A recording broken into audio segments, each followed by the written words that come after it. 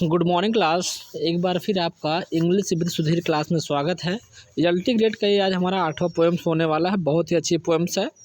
दरअसल इसमें गुरु की महानता को दिखाया गया है, किस प्रकार से गुरु को सिर्फ नॉलेज से प्रेम है, न कि किसी धन और दौलत की।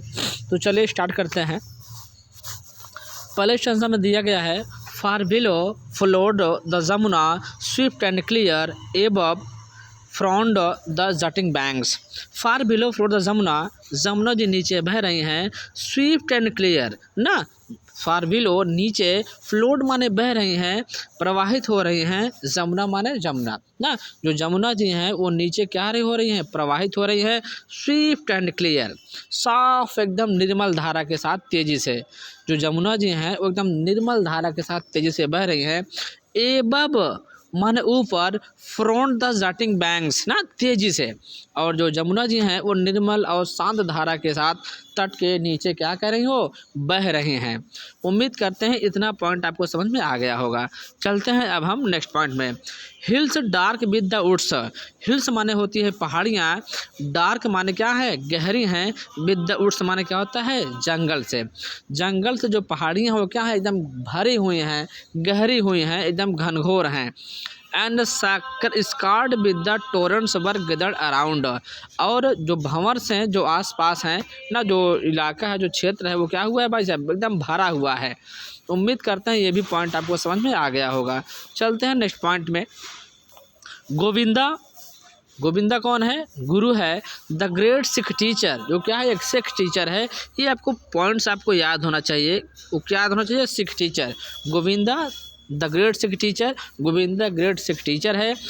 सैट ना, sat on the rock, sat माने बैठा है, ऑन द रॉक माने चट्टान पर, जो गोविंदा एक सिख टीचर है वो एक चट्टान पर बैठे हुए हैं। और रीडिंग माने पढ़ते हुए, स्क्रिप्चर्स माने होता है शास्त्रों को, जो गोविंदा एक सिख टीचर हैं वो चट्टान पर बैठ करके ना अपने शास्त्रों को पढ़ रहे हैं। वेन रघुनाथ, रघुनाथ कौन है, हिज डिसाइपल, उनका शिष्य।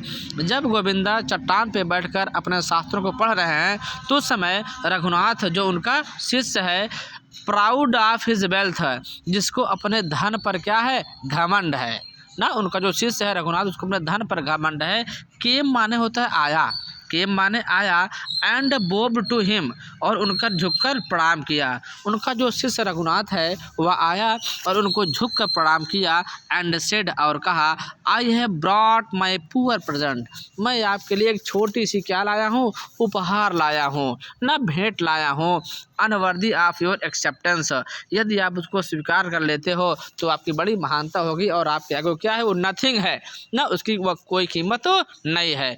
मैं आपके लिए एक छोटा सा पुअर प्रेजेंट ना, एक छोटा सा उपहार लाया हूँ, यदि आप उसको क्या कर लेते हो, एक्सेप्ट कर लेते हो, इसमें आपकी बड़ी महानता होगी। ये अलग, हालांकि उस जो हमारा प्रेजेंट है, जो हमारा उपहार है ना, वो आपके सामने क्या है, अनवर्दी है, उसकी कोई कीमत नहीं है। उम्मीद करते हैं ये भी पॉइंट आपको आ गया होगा। चलते हैं हम नेक्स्ट पॉइंट में। दज, इस प्रकार सेइंग कहते हुए, इस प्रकार कहते हुए, he displayed before the teacher a pair of gold bangles. 10, इस प्रकार से कहते हुए, ही डिस्प्लेड, कौन, रघुनाथ, रघुनाथ ने दिखाया, बिफोर द टीचर, टीचर के सामने, और यह कहते हुए उसने टीचर को दिखाया, और टीचर के सामने दिखाया, क्या दिखाया, a pair of gold bangles, a pair of gold bangles, यानी एक जोड़ी कंगन। और यह कहते हुए उसने अपने गुरु गोविंदा को एक जोड़ी कंगन क्या किया, दिखाया। Rod with costly stones, rod means क्या होता है, जड़े हुए थे, विथ कॉस्टली स्टोन यानी महंगे पत्थर, जिसमें महंगे पत्थर, डायमंड्स वगैरह क्या थे भाई साहब ना, उसमें मढ़े गए थे। उम्मीद करता हूँ ये भी आपको समझ में आ गया होगा। चलते हैं नेक्स्ट पॉइंट पे। अगला पॉइंट है, the master took one of them, the master मालिक कौन, Govinda, took off one of them, took up one of them, उसमें से एक बैंगल को क्या के लिए, क्या किया, ले लिया। गोविंदा ने उनमें से एक बैंगल को ले लिया। ट्विलिंग, घुमाया, इट, उस कंगन को, और उस कंगन को उन्होंने क्या किया, गोविंदा ने, उसके टीचर्स ने घुमाया, राउंड हिज फिंगर, अपनी उंगली में, और उनमें से एक कंगन को गोविंदा ने अपनी उंगली में क्या किया, घुमाया। And the diamonds darted shaft of light, और प्रकाश की वजह से उसमें से क्या निकली, डायमंड्स डार्टेड शाफ्ट ना, एक तेज प्रकाश निकला, एक तो तेज रोशनी निकली। सडनली अचानक इट स्लिप्ड, वह बैंगल क्या हो गई, स्लिप कर गई। अचानक वह बैंगल स्लिप कर गई फ्रॉम हिज हैंड, उनके हाथ से। और अचानक जब वो गोविंदा उस कंगन को, उस बैंगल्स को अपनी उंगली में घुमा रहे थे तो अचानक उसमें से एक प्रकाश निकला, प्रतिबिंब निकला, रिफ्लेक्शन निकला और उनके हाथ से जो कंगन था वो क्या हो गया भैया, स्लिप हो गया उनके हाथ से। And rolled down the bank into the water, और वह गोल गोल घूमते हुए कहाँ पे जा गिरी, वह गिरी कहाँ पे, बैंक इनटू द वाटर, समुद्र के तट पे, यानी समुद्र के पानी में क्या भैया, वो समुद्र में जाके गिर गए।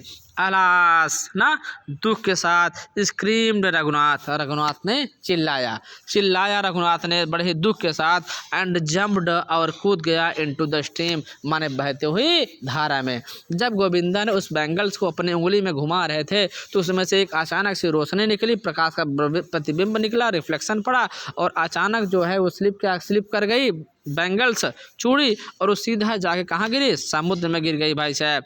और उस समय रघुनाथ ने चिल्लाया एंड जम्प्ड, और कूद गया इनटू द स्ट्रीम, माने धारा में, और तुरंत रघुनाथ जो है उस धारा में वह कूद गया।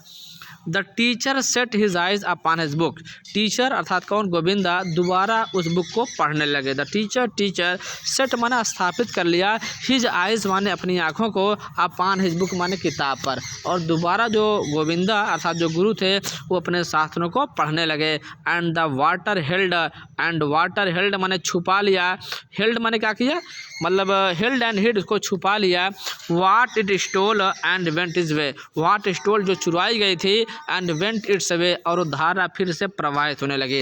अर्थात गोविंदा ने दोबारा किताब को पढ़ने लगे और वह चूड़ी, वह जो कंगन जो हिल्ड की गई थी और छिप गई थी, वह पानी में दोबारा क्या हो गई भाई साहब, गुम हो गई।